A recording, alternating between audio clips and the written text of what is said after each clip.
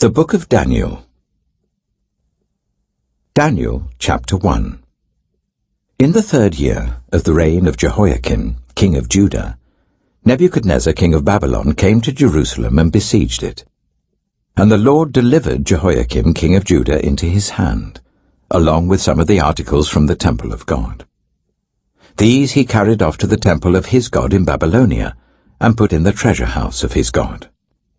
Then the king ordered Ashpenaz, chief of his court officials, to bring into the king's service some of the Israelites from the royal family and the nobility, young men without any physical defect, handsome, showing aptitude for every kind of learning, well-informed, quick to understand, and qualified to serve in the king's palace. He was to teach them the language and literature of the Babylonians. The king assigned them a daily amount of food and wine from the king's table.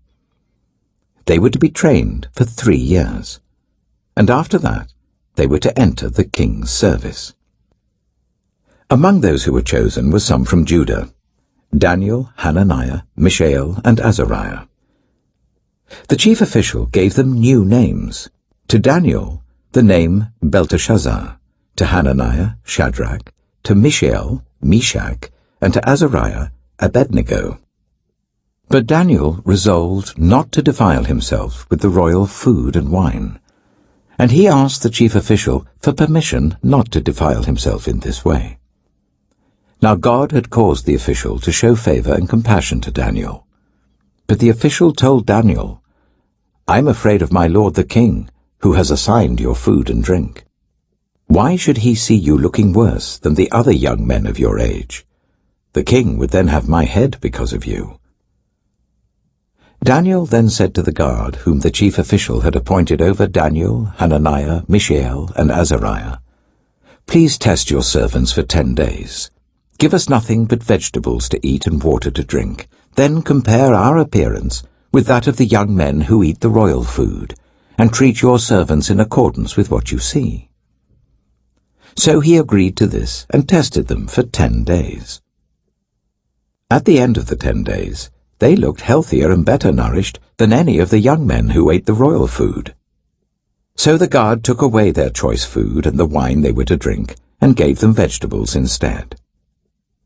To these 4 young men, God gave knowledge and understanding of all kinds of literature and learning. And Daniel could understand visions and dreams of all kinds. At the end of the time set by the king to bring them into his service, the chief official presented them to Nebuchadnezzar. The king talked with them, and he found none equal to Daniel, Hananiah, Mishael, and Azariah. So they entered the king's service.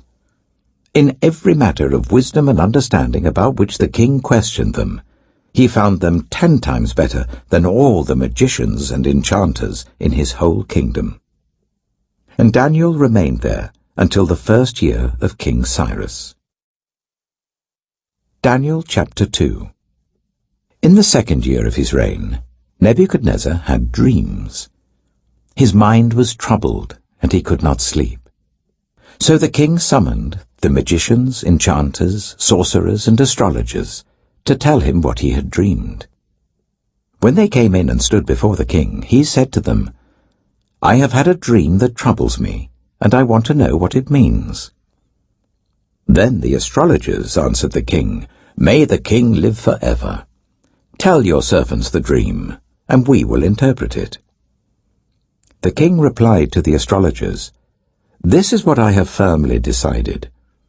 If you do not tell me what my dream was and interpret it, I will have you cut into pieces and your houses turned into piles of rubble. But if you tell me the dream and explain it, you will receive from me gifts and rewards and great honor. So, tell me the dream and interpret it for me." Once more they replied, "Let the king tell his servants the dream, and we will interpret it." Then the king answered, "I am certain that you're trying to gain time, because you realize that this is what I have firmly decided. If you do not tell me the dream, there is only one penalty for you. You have conspired to tell me misleading and wicked things, hoping the situation will change, So then, tell me the dream, and I will know that you can interpret it for me." The astrologers answered the king, "There is no one on earth who can do what the king asks. No king, however great and mighty, has ever asked such a thing of any magician or enchanter or astrologer. What the king asks is too difficult. No one can reveal it to the king except the gods, and they do not live among humans." This made the king so angry and furious that he ordered the execution of all the wise men of Babylon. So the decree was issued to put the wise men to death, and men were sent to look for Daniel and his friends to put them to death.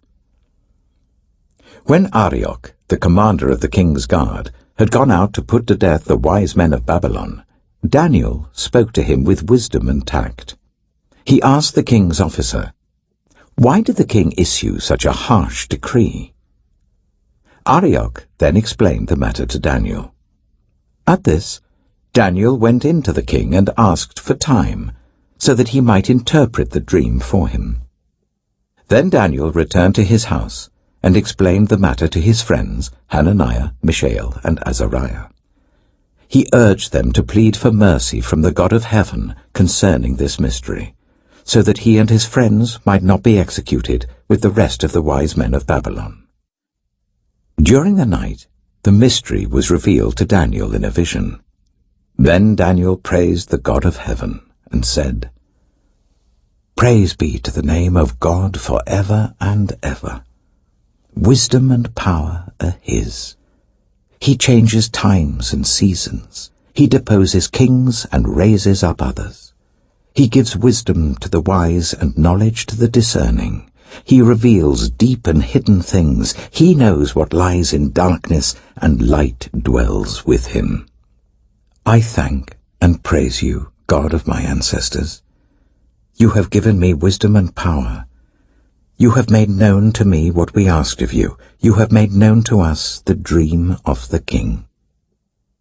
Then Daniel went to Arioch, whom the king had appointed to execute the wise men of Babylon, and said to him, "Do not execute the wise men of Babylon. Take me to the king, and I will interpret his dream for him." Arioch took Daniel to the king at once and said, "I have found a man among the exiles from Judah who can tell the king what his dream means." The king asked Daniel, also called Belteshazzar, "Are you able to tell me what I saw in my dream and interpret it?" Daniel replied, "No wise man, enchanter, magician, or diviner can explain to the king the mystery he has asked about, but there is a God in heaven who reveals mysteries. He has shown King Nebuchadnezzar what will happen in days to come. Your dream and the visions that passed through your mind as you were lying in bed are these. As your majesty was lying there, your mind turned to things to come, and the revealer of mysteries showed you what is going to happen. As for me, this mystery has been revealed to me, not because I have greater wisdom than anyone else alive, but so that your majesty may know the interpretation, and that you may understand what went through your mind." Your majesty looked, and there before you stood a large statue, an enormous, dazzling statue, awesome in appearance. The head of the statue was made of pure gold, its chest and arms of silver, its belly and thighs of bronze, its legs of iron, its feet partly of iron and partly of baked clay. While you were watching, a rock was cut out, but not by human hands. It struck the statue on its feet of iron and clay and smashed them. Then the iron, the clay, the bronze, the silver, and the gold were all broken to pieces and became like chaff on a threshing floor in the summer. The wind swept them away without leaving a trace. But the rock that struck the statue became a huge mountain and filled the whole earth. This was the dream, and now we will interpret it to the king. Your Majesty, you are the King of Kings. The God of heaven has given you dominion and power and might and glory. In your hands he has placed all mankind and the beasts of the field and the birds in the sky. Wherever they live, he has made you ruler over them all. You are that head of gold. After you, another kingdom will arise, inferior to yours. Next, a third kingdom, one of bronze, will rule over the whole earth. Finally, there will be a fourth kingdom, strong as iron, for iron breaks and smashes everything, and as iron breaks things to pieces, so it will crush and break all the others. Just as you saw that the feet and toes were partly of baked clay and partly of iron, so this will be a divided kingdom. Yet it will have some of the strength of iron in it, even as you saw iron mixed with clay. As the toes were partly iron and partly clay, so this kingdom will be partly strong and partly brittle. And just as you saw the iron mixed with baked clay, so the people will be a mixture and will not remain united, any more than iron mixes with clay. In the time of those kings, the God of heaven will set up a kingdom that will never be destroyed, nor will it be left to another people. It will crush all those kingdoms and bring them to an end, but it will itself endure forever. This is the meaning of the vision of the rock cut out of a mountain, but not by human hands, a rock that broke the iron, the bronze, the clay, the silver, and the gold to pieces. The great God has shown the king what will take place in the future. The dream is true, and its interpretation is trustworthy. Then King Nebuchadnezzar fell prostrate before Daniel, and paid him honor, and ordered that an offering and incense be presented to him. The king said to Daniel, "Surely your God is the God of gods, and the Lord of kings, and a revealer of mysteries, for you were able to reveal this mystery." Then the king placed Daniel in a high position, and lavished many gifts on him. He made him ruler over the entire province of Babylon, and placed him in charge of all its wise men. Moreover, at Daniel's request, the king appointed Shadrach, Meshach, and Abednego, chief ministers over the province of Babylon, while Daniel himself remained at the royal court. Daniel chapter 3. King Nebuchadnezzar made an image of gold, 60 cubits high and 6 cubits wide, and set it up on the plain of Dura in the province of Babylon. He then summoned the satraps, prefects, governors, advisers, treasurers, judges, magistrates, and all the other provincial officials to come to the dedication of the image he had set up. So the satraps, prefects, governors, advisers, treasurers, judges, magistrates, and all the other provincial officials assembled for the dedication of the image that King Nebuchadnezzar had set up, and they stood before it. Then the herald loudly proclaimed, "Nations and peoples of every language, this is what you are commanded to do.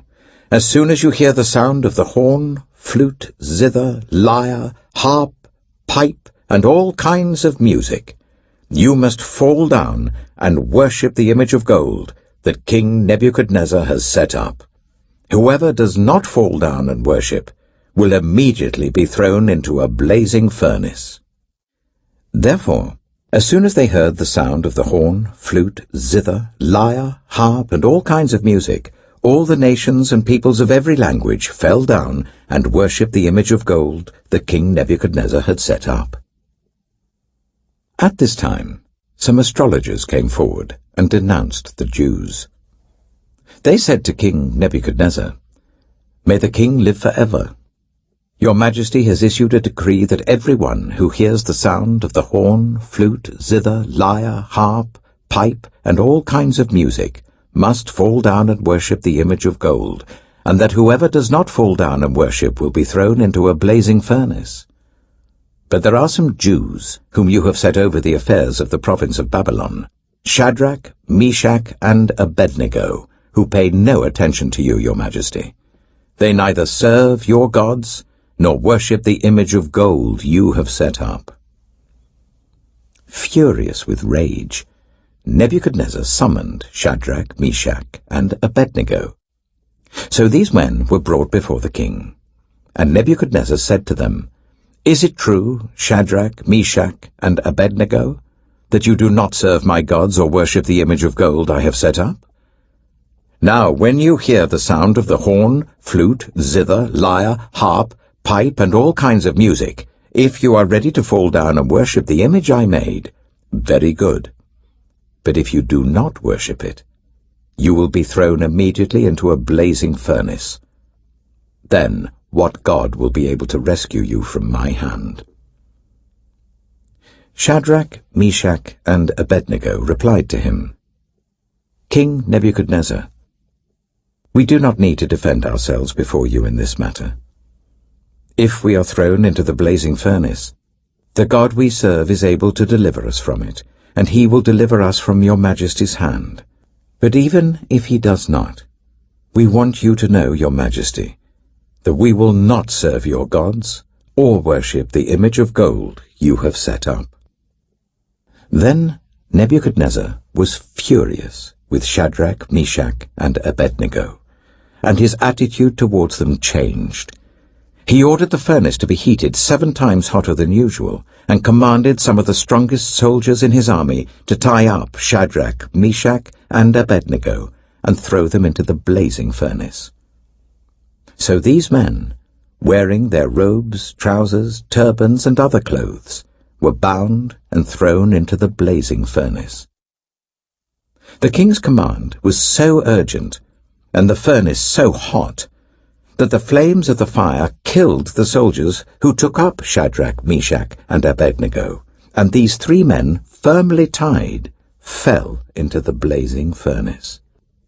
Then King Nebuchadnezzar leapt to his feet in amazement, and asked his advisers, "Weren't there 3 men that we tied up and threw into the fire?"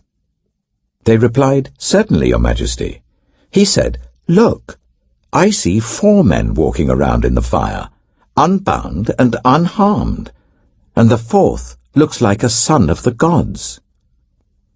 Nebuchadnezzar then approached the opening of the blazing furnace and shouted, "Shadrach, Meshach, and Abednego, servants of the Most High God, come out! Come here!" So Shadrach, Meshach, and Abednego came out of the fire, and the satraps, prefects, governors, and royal advisers crowded round them. They saw that the fire had not harmed their bodies, nor was a hair of their heads singed. Their robes were not scorched, and there was no smell of fire on them. Then Nebuchadnezzar said, "Praise be to the God of Shadrach, Meshach, and Abednego, who has sent his angel and rescued his servants. They trusted in him and defied the king's command, and were willing to give up their lives rather than serve or worship any god except their own God. Therefore, I decree that the people of any nation or language who say anything against the God of Shadrach, Meshach, and Abednego be cut into pieces, and their houses be turned into piles of rubble, for no other God can save in this way." Then the king promoted Shadrach, Meshach, and Abednego in the province of Babylon. Daniel chapter 4. King Nebuchadnezzar, to the nations and peoples of every language who live in all the earth, may you prosper greatly. It is my pleasure to tell you about the miraculous signs and wonders that the Most High God has performed for me. How great are his signs, how mighty his wonders! His kingdom is an eternal kingdom. His dominion endures from generation to generation. I, Nebuchadnezzar, was at home in my palace, contented and prosperous. I had a dream that made me afraid. As I was lying in bed, the images and visions that passed through my mind terrified me. So I commanded that all the wise men of Babylon be brought before me to interpret the dream for me. When the magicians, enchanters, astrologers, and diviners came, I told them the dream, but they could not interpret it for me.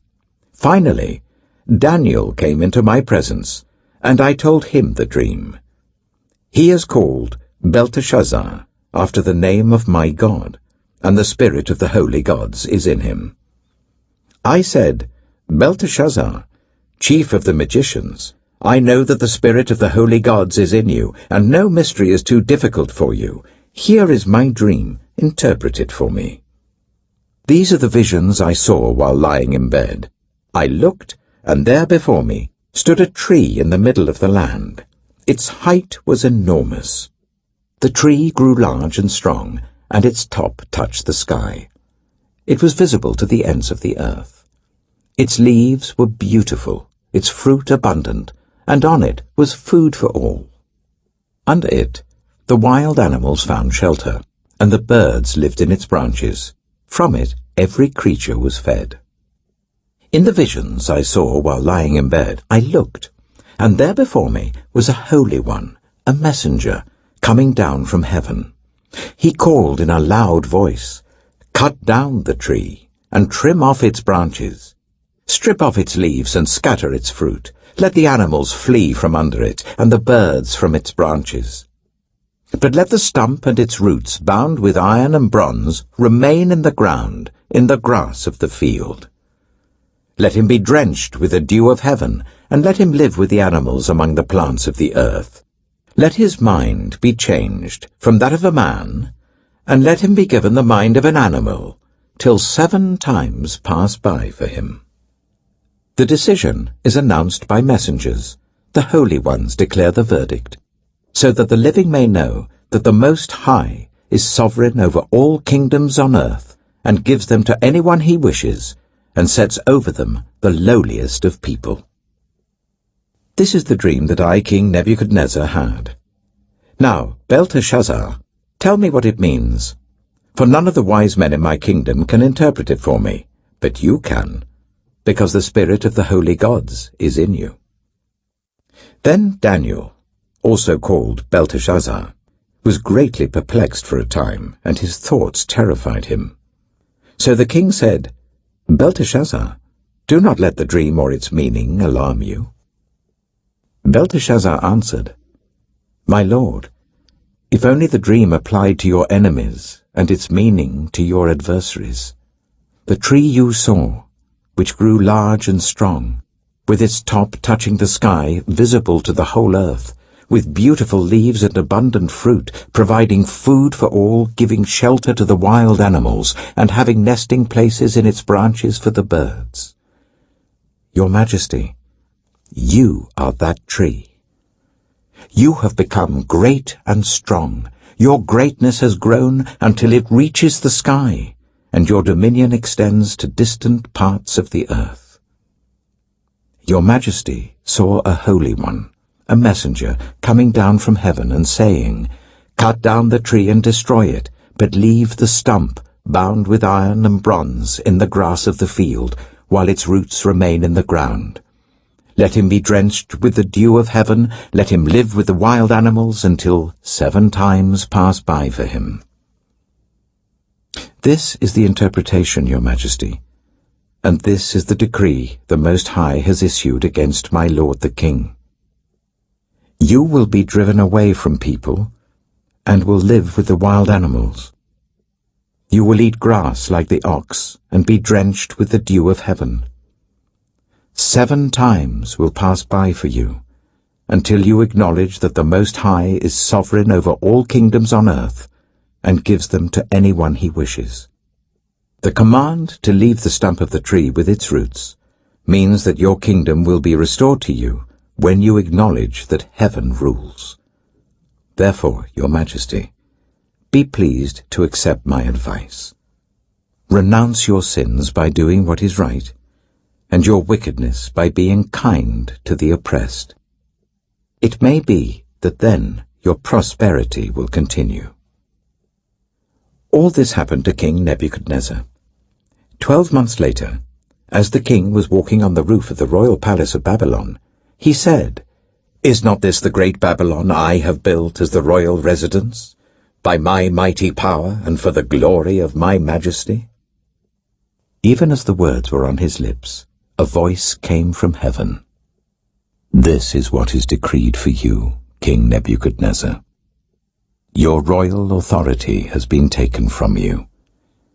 You will be driven away from people, and will live with the wild animals. You will eat grass like the ox.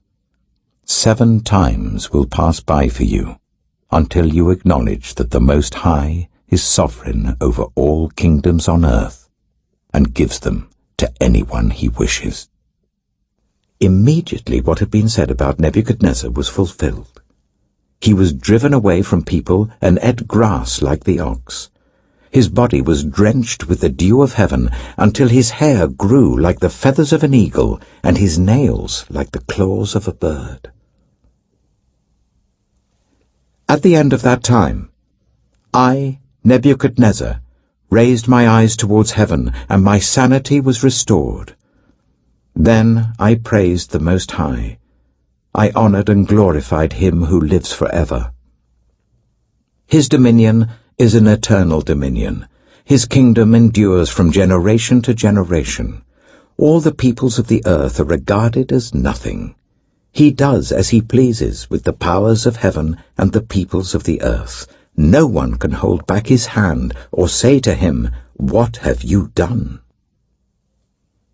At the same time that my sanity was restored, my honor and splendor were returned to me for the glory of my kingdom. My advisers and nobles sought me out, and I was restored to my throne and became even greater than before.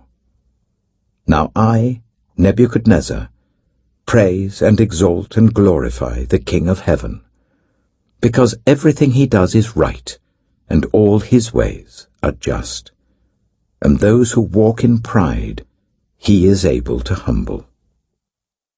Daniel chapter 5. King Belshazzar gave a great banquet for 1,000 of his nobles and drank wine with them.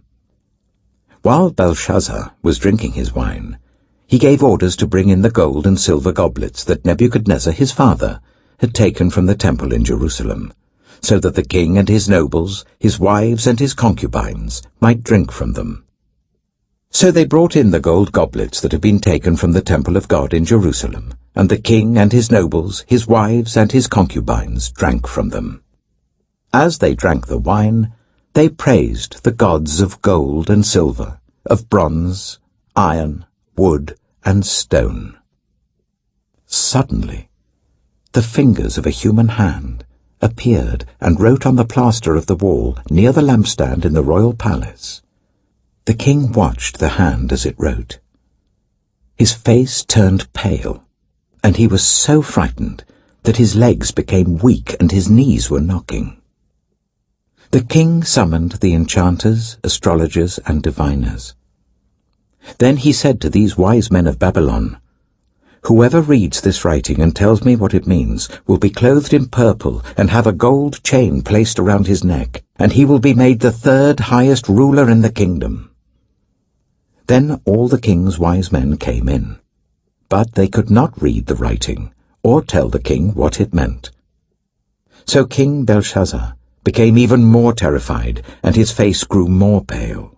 His nobles were baffled. The queen, hearing the voices of the king and his nobles, came into the banquet hall. "May the king live forever," she said.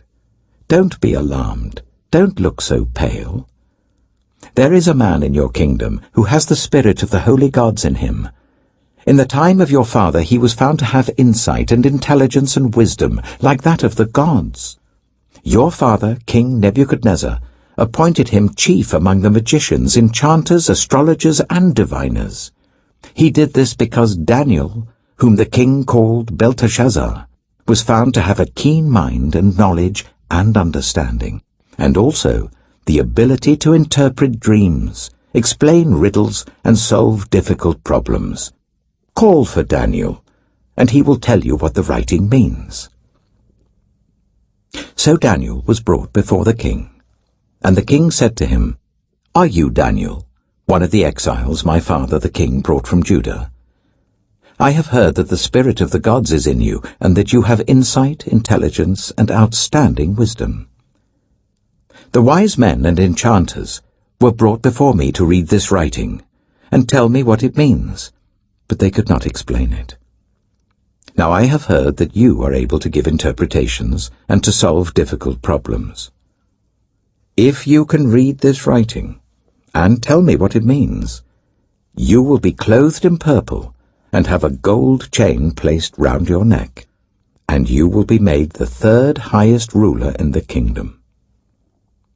Then Daniel answered the king, "You may keep your gifts for yourself, and give your rewards to someone else. Nevertheless, I will read the writing for the king, and tell him what it means. Your Majesty, the Most High God gave your father Nebuchadnezzar sovereignty and greatness and glory and splendor.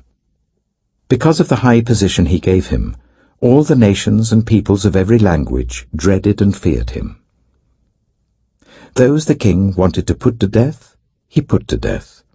Those he wanted to spare, he spared. Those he wanted to promote, he promoted.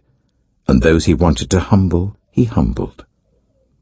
But when his heart became arrogant and hardened with pride, he was deposed from his royal throne and stripped of his glory. He was driven away from the people and given the mind of an animal. He lived with the wild donkeys and ate grass like the ox, and his body was drenched with the dew of heaven, until he acknowledged that the Most High God is sovereign over all kingdoms on earth, and sets over them anyone he wishes. But you, Belshazzar, his son, have not humbled yourself, though you knew all this. Instead, you have set yourself up against the Lord of heaven. You had the goblets from his temple brought to you, and you and your nobles, your wives and your concubines drank wine from them. You praised the gods of silver and gold, of bronze, iron, wood, and stone, which cannot see or hear or understand. But you did not honor the God who holds in his hand your life and all your ways. Therefore, he sent the hand that wrote the inscription. This is the inscription that was written: Mene, Mene, Tekel, Parsin. Here is what these words mean. Mene. God has numbered the days of your reign and brought it to an end. Tekel. You have been weighed on the scales and found wanting. Pires. Your kingdom is divided and given to the Medes and Persians. Then, at Belshazzar's command, Daniel was clothed in purple, a gold chain was placed round his neck, and he was proclaimed the third highest ruler in the kingdom. That very night, Belshazzar, king of the Babylonians, was slain, and Darius the Mede took over the kingdom at the age of 62. Daniel chapter 6.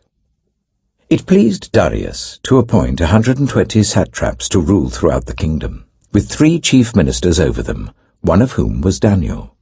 The satraps were made accountable to them, so that the king might not suffer loss. Now Daniel so distinguished himself among the chief ministers and the satraps by his exceptional qualities, that the king planned to set him over the whole kingdom. At this, the chief ministers and the satraps tried to find grounds for charges against Daniel in his conduct of government affairs, but they were unable to do so. They could find no corruption in him, because he was trustworthy and neither corrupt nor negligent. Finally, these men said, "We will never find any basis for charges against this man Daniel, unless it has something to do with the law of his God." So these chief ministers and satraps went as a group to the king and said, "May King Darius live forever. The royal ministers, prefects, satraps, advisers, and governors have all agreed that the king should issue an edict and enforce the decree, that anyone who prays to any god or human being during the next 30 days, except to you, your majesty, shall be thrown into the lion's den.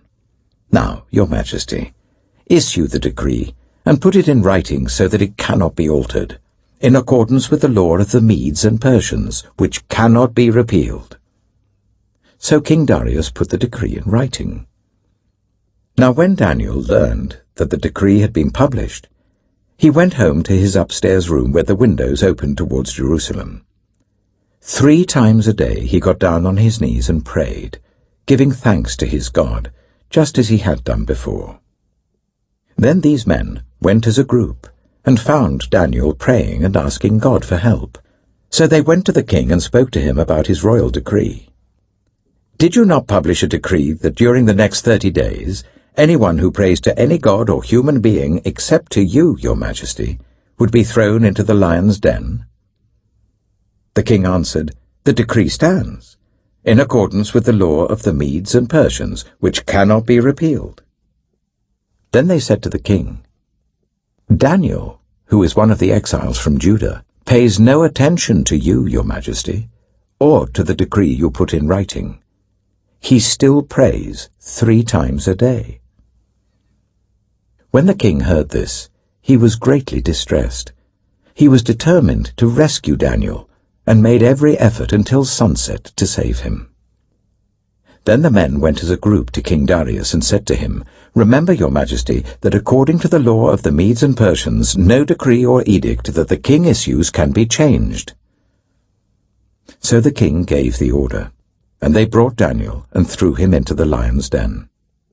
The king said to Daniel, "May your God, whom you serve continually, rescue you." A stone was brought and placed over the mouth of the den, and the king sealed it with his own signet ring and with the rings of his nobles, so that Daniel's situation might not be changed. Then the king returned to his palace and spent the night without eating and without any entertainment being brought to him, and he could not sleep. At the first light of dawn, the king got up and hurried to the lion's den. When he came near the den, he called to Daniel in an anguished voice, "Daniel, servant of the living God, has your God, whom you serve continually, been able to rescue you from the lions?" Daniel answered, "May the king live forever. My God sent his angel, and he shut the mouths of the lions. They have not hurt me, because I was found innocent in his sight. Nor have I ever done any wrong before you, your majesty." The king was overjoyed, and gave orders to lift Daniel out of the den. And when Daniel was lifted from the den, no wound was found on him, because he had trusted in his God. At the king's command, the men who had falsely accused Daniel were brought in and thrown into the lion's den, along with their wives and children. And before they reached the floor of the den, the lions overpowered them and crushed all their bones. Then King Darius wrote to all the nations and peoples of every language in all the earth, "May you prosper greatly. I issue a decree that in every part of my kingdom people must fear and reverence the God of Daniel. For he is the living God, and he endures forever. His kingdom will not be destroyed, his dominion will never end. He rescues and he saves. He performs signs and wonders in the heavens and on the earth. He has rescued Daniel from the power of the lions." So Daniel prospered during the reign of Darius and the reign of Cyrus the Persian. Daniel chapter 7. In the first year of Belshazzar, king of Babylon, Daniel had a dream, and visions passed through his mind as he was lying in bed. He wrote down the substance of his dream. Daniel said, "In my vision at night I looked, and there before me were the 4 winds of heaven churning up the great sea. 4 great beasts, each different from the others, came up out of the sea. The first was like a lion, and it had the wings of an eagle. I watched until its wings were torn off, and it was lifted from the ground so that it stood on 2 feet like a human being. And the mind of a human was given to it. And there before me was a second beast, which looked like a bear. It was raised up on one of its sides, and it had 3 ribs in its mouth between its teeth. It was told, 'Get up and eat your fill of flesh.' After that, I looked, and there before me was another beast, one that looked like a leopard, and on its back it had 4 wings like those of a bird. This beast had 4 heads, and it was given authority to rule. After that, in my vision at night, I looked, and there before me was a fourth beast, terrifying and frightening and very powerful. It had large iron teeth. It crushed and devoured its victims and trampled underfoot whatever was left. It was different from all the former beasts, and it had 10 horns. While I was thinking about the horns, there before me was another horn, a little one, which came up among them, and 3 of the first horns were uprooted before it. This horn had eyes like the eyes of a human being, and a mouth that spoke boastfully. As I looked, thrones were set in place, and the Ancient of Days took his seat. His clothing was as white as snow. The hair of his head was white like wool. His throne was flaming with fire, and its wheels were all ablaze. A river of fire was flowing, coming out from before him. Thousands upon thousands attended him. 10,000 times 10,000 stood before him. The court was seated, and the books were opened. Then I continued to watch, because of the boastful words the horn was speaking. I kept looking until the beast was slain, and its body destroyed and thrown into the blazing fire. The other beasts had been stripped of their authority, but were allowed to live for a period of time. In my vision at night, I looked, and there before me was one like a son of man, coming with the clouds of heaven. He approached the Ancient of Days, and was led into his presence. He was given authority, glory, and sovereign power. All nations and peoples of every language worshipped him. His dominion is an everlasting dominion that will not pass away, and his kingdom is one that will never be destroyed. I, Daniel, was troubled in spirit, and the visions that passed through my mind disturbed me. I approached one of those standing there, and asked him the meaning of all this. So he told me and gave me the interpretation of these things. The 4 great beasts are 4 kings that will rise from the earth. But the holy people of the Most High will receive the kingdom and will possess it forever, yes, forever and ever. Then I wanted to know the meaning of the 4th beast, which was different from all the others and most terrifying, with its iron teeth and bronze claws, the beast that crushed and devoured its victims and trampled underfoot whatever was left. I also wanted to know about the 10 horns on its head, and about the other horn that came up, before which 3 of them fell, the horn that looked more imposing than the others, and that had eyes and a mouth that spoke boastfully. As I watched, this horn was waging war against the holy people and defeating them, until the Ancient of Days came and pronounced judgment in favor of the holy people of the Most High, and the time came when they possessed the kingdom. He gave me this explanation. The 4th beast is a 4th kingdom that will appear on earth. It will be different from all the other kingdoms, and will devour the whole earth, trampling it down and crushing it. The 10 horns are 10 kings, who will come from this kingdom. After them another king will arise, different from the earlier ones.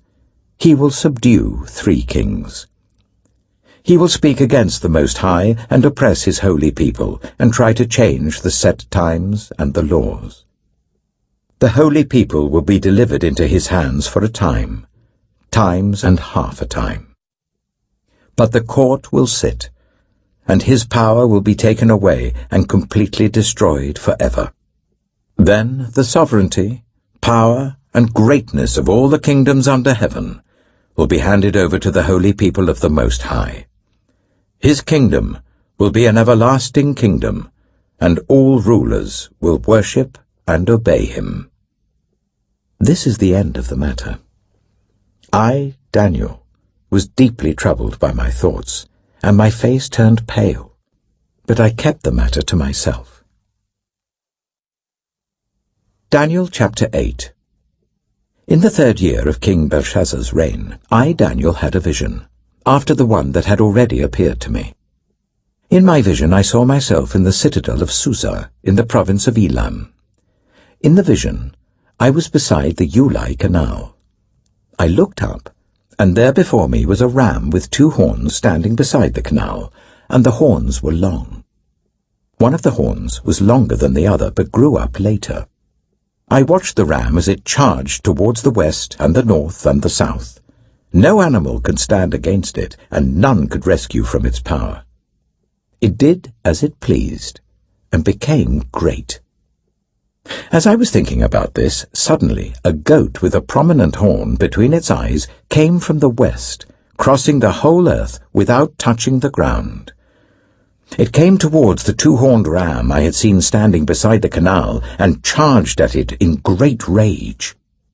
I saw it attack the ram furiously, striking the ram and shattering its 2 horns. The ram was powerless to stand against it. The goat knocked it to the ground and trampled on it, and none could rescue the ram from its power. The goat became very great, but at the height of its power, the large horn was broken off, and in its place 4 prominent horns grew up towards the 4 winds of heaven.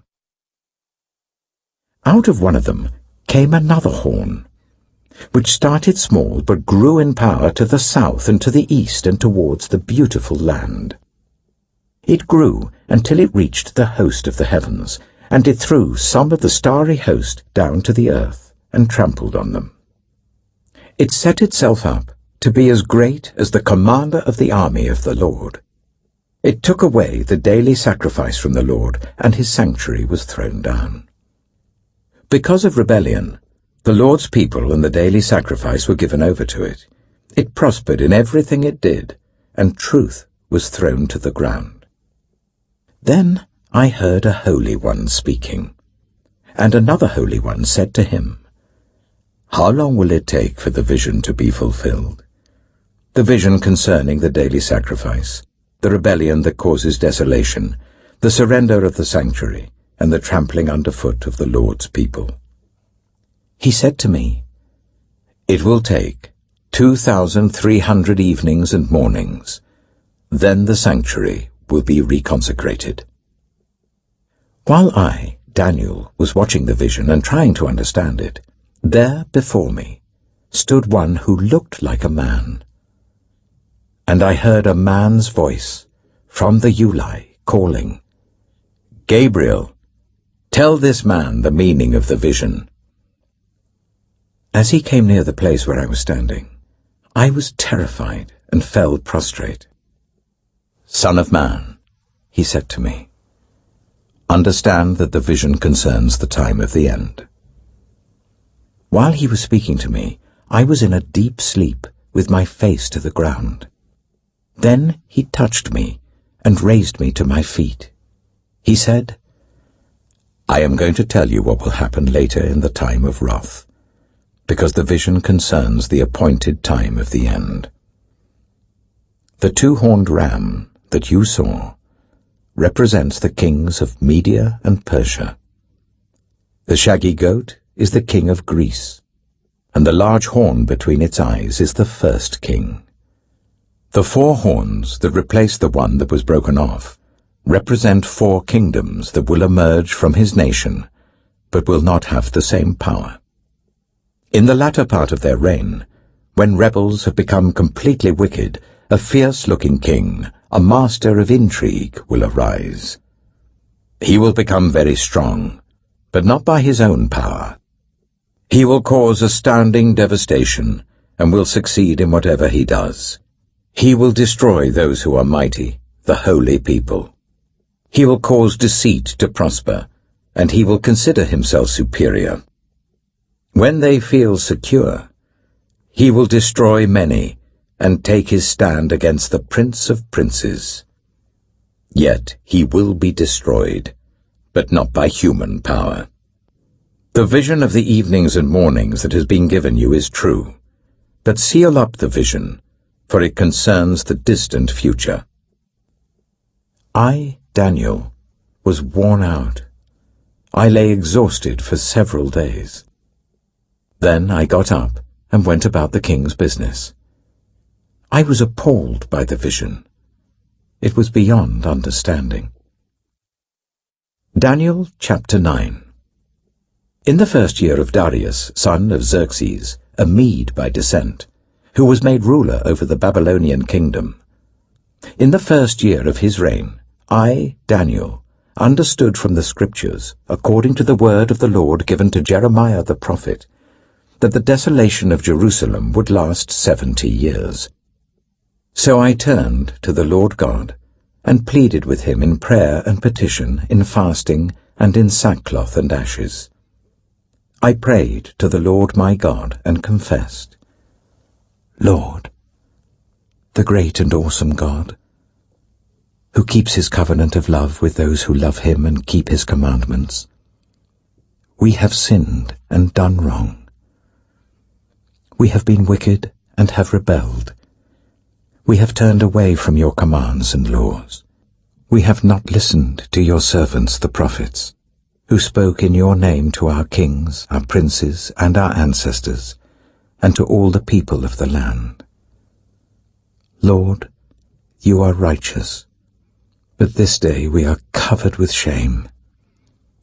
The people of Judah and the inhabitants of Jerusalem and all Israel, both near and far, in all the countries where you have scattered us because of our unfaithfulness to you. We and our kings, our princes and our ancestors are covered with shame, Lord, because we have sinned against you.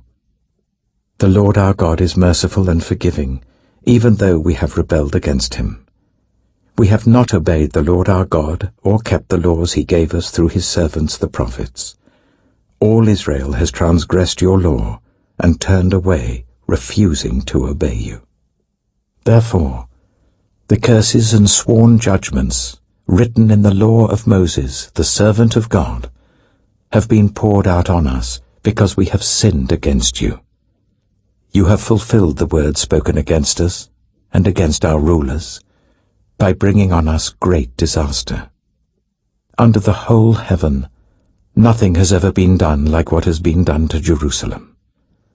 Just as it is written in the law of Moses, all this disaster has come on us. Yet we have not sought the favor of the Lord our God by turning from our sins and giving attention to your truth. The Lord did not hesitate to bring the disaster on us, for the Lord our God is righteous in everything he does, yet we have not obeyed him.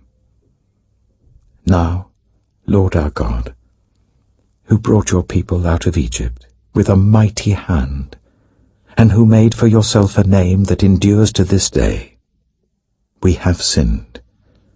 We have done wrong.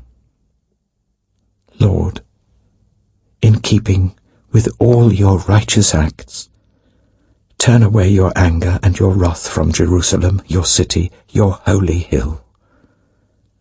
Our sins and the iniquities of our ancestors have made Jerusalem and your people an object of scorn to all those around us.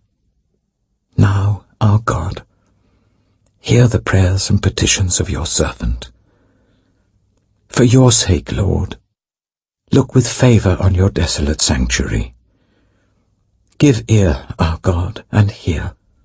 Open your eyes, and see the desolation of the city that bears your name. We do not make requests of you because we are righteous, but because of your great mercy. Lord, listen. Lord, forgive. Lord, hear and act. For your sake, my God, do not delay, because your city and your people bear your name. While I was speaking and praying, confessing my sin and the sin of my people Israel, and making my request to the Lord my God for his holy hill, while I was still in prayer, Gabriel, the man I had seen in the earlier vision, came to me in swift flight about the time of the evening sacrifice. He instructed me and said to me, Daniel, I have now come to give you insight and understanding. As soon as you began to pray, a word went out, which I have come to tell you, for you are highly esteemed. Therefore consider the word and understand the vision. 70 sevens are decreed for your people and your holy city, to finish transgression, to put an end to sin, to atone for wickedness, to bring in everlasting righteousness, to seal up vision and prophecy, and to anoint the most holy place. Know this and understand this. From the time the word goes out to restore and rebuild Jerusalem until the Anointed One, the ruler, comes, there will be 7 sevens and 62 sevens. It will be rebuilt with streets and a trench, but in times of trouble. After the 62 sevens, the Anointed One will be put to death and will have nothing. The people of the ruler who will come will destroy the city and the sanctuary. The end will come like a flood. War will continue until the end, and desolations have been decreed. He will confirm a covenant with many for 1 7. In the middle of the 7, he will put an end to sacrifice and offering, and at the temple he will set up an abomination that causes desolation, until the end that is decreed is poured out on him. Daniel chapter 10. In the 3rd year of Cyrus, king of Persia, a revelation was given to Daniel, who was called Belteshazzar. Its message was true, and it concerned a great war. The understanding of the message came to him in a vision. At that time, I, Daniel, mourned for 3 weeks. I ate no choice food, no meat or wine touched my lips, and I used no lotions at all until the 3 weeks were over. On the 24th day of the 1st month, as I was standing on the bank of the great river, the Tigris, I looked up, and there before me was a man dressed in linen, with a belt of fine gold from Uphaz round his waist. His body was like topaz, his face like lightning, his eyes like flaming torches, his arms and legs like the gleam of burnished bronze, and his voice like the sound of a multitude. I, Daniel, was the only one who saw the vision. Those who were with me did not see it, but such terror overwhelmed them that they fled and hid themselves.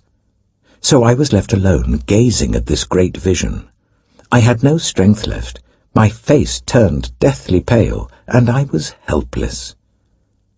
Then I heard him speaking, and as I listened to him, I fell into a deep sleep, my face to the ground. A hand touched me and set me trembling on my hands and knees. He said, "Daniel, you who are highly esteemed, consider carefully the words I am about to speak to you, and stand up, for I have now been sent to you." And when he said this to me, I stood up, trembling. Then he continued, "Do not be afraid, Daniel. Since the first day that you set your mind to gain understanding and to humble yourself before your God, your words were heard, and I have come in response to them. But the prince of the Persian kingdom resisted me 21 days. Then Michael, one of the chief princes, came to help me, because I was detained there with the king of Persia. Now I have come to explain to you what will happen to your people in the future, for the vision concerns a time yet to come." While he was saying this to me, I bowed with my face towards the ground and was speechless. Then one who looked like a man touched my lips, and I opened my mouth and began to speak. I said to the one standing before me, "I am overcome with anguish because of the vision, my lord, and I feel very weak. How can I, your servant, talk with you, my lord? My strength is gone, and I can hardly breathe." Again, the one who looked like a man touched me and gave me strength. "Do not be afraid, you who are highly esteemed," he said. "Peace, be strong now. Be strong." When he spoke to me, I was strengthened, and said, "Speak, my Lord, since you have given me strength." So he said, "Do you know why I have come to you? Soon I will return to fight against the Prince of Persia, and when I go, the Prince of Greece will come. But first I will tell you what is written in the book of truth. No one supports me against them, except Michael, your prince." Daniel chapter 11. And in the first year of Darius the Mede, I took my stand to support and protect him. Now then, I tell you the truth. 3 more kings will arise in Persia, and then a 4th, who will be far richer than all the others. When he has gained power by his wealth, he will stir up everyone against the kingdom of Greece. Then a mighty king will arise, who will rule with great power and do as he pleases. After he has risen, his empire will be broken up and parcelled out towards the 4 winds of heaven. It will not go to his descendants, nor will it have the power he exercised, because his empire will be uprooted and given to others. The king of the south will become strong, but one of his commanders will become even stronger than he, and will rule his own kingdom with great power. After some years, they will become allies. The daughter of the king of the south will go to the king of the north to make an alliance, but she will not retain her power, and he and his power will not last. In those days she will be betrayed, together with her royal escort and her father, and the one who supported her. Someone from within her family will arise to take her place. He will attack the forces of the king of the north and enter his fortress. He will fight against them and be victorious. He will also seize their gods, their metal images, and their valuable articles of silver and gold, and carry them off to Egypt. For some years he will leave the king of the north alone. Then the king of the north will invade the realm of the king of the south, but will retreat to his own country. His sons will prepare for war, and assemble a great army, which will sweep on like an irresistible flood, and carry the battle as far as his fortress. Then the king of the south will march out in a rage and fight against the king of the north, who will raise a large army, but it will be defeated. When the army is carried off, the king of the south will be filled with pride, and will slaughter many thousands. Yet he will not remain triumphant.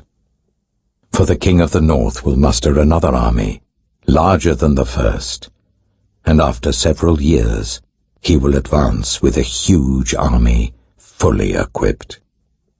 In those times, many will rise against the king of the south. Those who are violent among your own people will rebel in fulfillment of the vision, but without success. Then the king of the north will come and build up siege ramps and will capture a fortified city. The forces of the south will be powerless to resist. Even their best troops will not have the strength to stand. The invader will do as he pleases. No one will be able to stand against him. He will establish himself in the beautiful land, and will have the power to destroy it. He will determine to come with the might of his entire kingdom, and will make an alliance with the king of the south. And he will give him a daughter in marriage, in order to overthrow the kingdom. But his plans will not succeed or help him.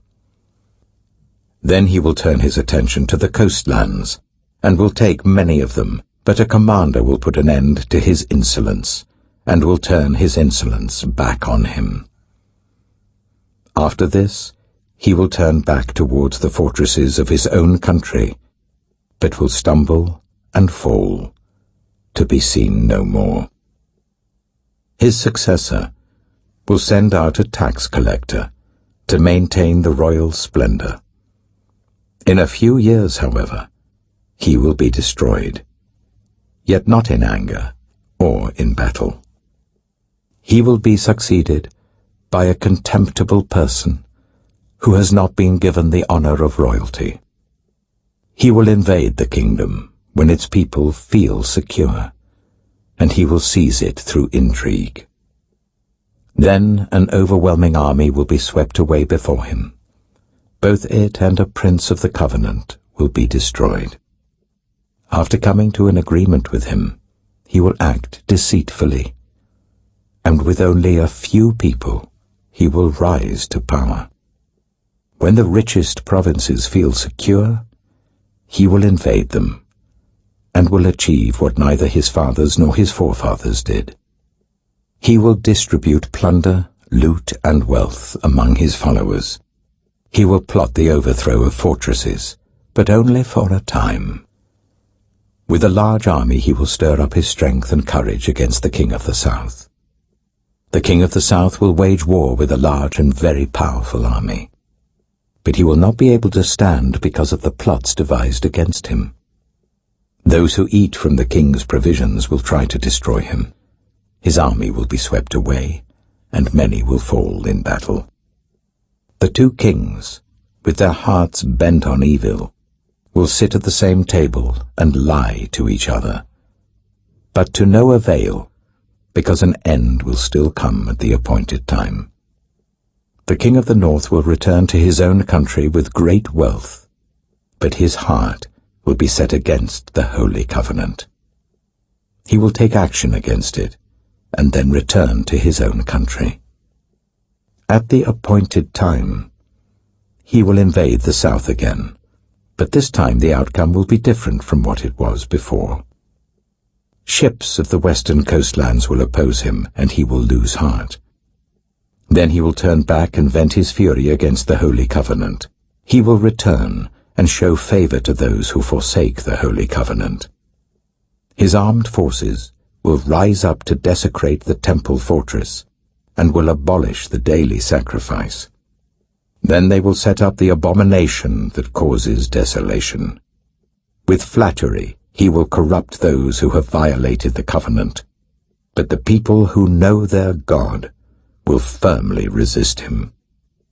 Those who are wise will instruct many, though for a time they will fall by the sword, or be burned or captured or plundered. When they fall, they will receive a little help, and many who are not sincere will join them. Some of the wise will stumble, so that they may be refined, purified, and made spotless until the time of the end, for it will still come at the appointed time. The king will do as he pleases. He will exalt and magnify himself above every god, and will say unheard of things against the God of gods. He will be successful until the time of wrath is completed, for what has been determined must take place. He will show no regard for the gods of his ancestors, or for the one desired by women, nor will he regard any god, but will exalt himself above them all. Instead of them, he will honor a god of fortresses, a god unknown to his ancestors. He will honor with gold and silver, with precious stones and costly gifts. He will attack the mightiest fortresses with the help of a foreign god, and will greatly honor those who acknowledge him. He will make them rulers over many people, and will distribute the land at a price. At the time of the end, the king of the south will engage him in battle, and the king of the north will storm out against him with chariots and cavalry and a great fleet of ships. He will invade many countries and sweep through them like a flood. He will also invade the beautiful land. Many countries will fall, but Edom, Moab, and the leaders of Ammon will be delivered from his hand. He will extend his power over many countries. Egypt will not escape. He will gain control of the treasures of gold and silver, and all the riches of Egypt, with the Libyans and Cushites in submission. But reports from the east and the north will alarm him, and he will set out in a great rage to destroy and annihilate many. He will pitch his royal tents between the seas at the beautiful holy mountain. Yet he will come to his end, and no one will help him. Daniel chapter 12. At that time, Michael, the great prince who protects your people, will arise. There will be a time of distress, such as has not happened from the beginning of nations until then. But at that time your people, everyone whose name is found written in the book, will be delivered. Multitudes who sleep in the dust of the earth will awake, some to everlasting life, others to shame and everlasting contempt. Those who are wise will shine like the brightness of the heavens, and those who lead many to righteousness like the stars forever and ever. But you, Daniel, roll up and seal the words of the scroll until the time of the end. Many will go here and there to increase knowledge. Then I, Daniel, looked, and there before me stood two others, one on this bank of the river, and one on the opposite bank. One of them said to the man clothed in linen, who was above the waters of the river, "How long will it be before these astonishing things are fulfilled?" The man clothed in linen, who was above the waters of the river, lifted his right hand and his left hand towards heaven. And I heard him swear by him who lives forever, saying, "It will be for a time, times and half a time, when the power of the holy people has been finally broken. All these things will be completed." I heard, but I did not understand. So I asked, "My Lord, what will the outcome of all this be?" He replied, "Go your way, Daniel, because the words are rolled up and sealed until the time of the end. Many will be purified, made spotless and refined, but the wicked will continue to be wicked. None of the wicked will understand, but those who are wise will understand. From the time that the daily sacrifice is abolished, and the abomination that causes desolation is set up, there will be 1,290 days. Blessed is the one who waits for and reaches the end of the 1,335 days. As for you, go your way till the end. You will rest, and then at the end of the days you will rise to receive your allotted inheritance.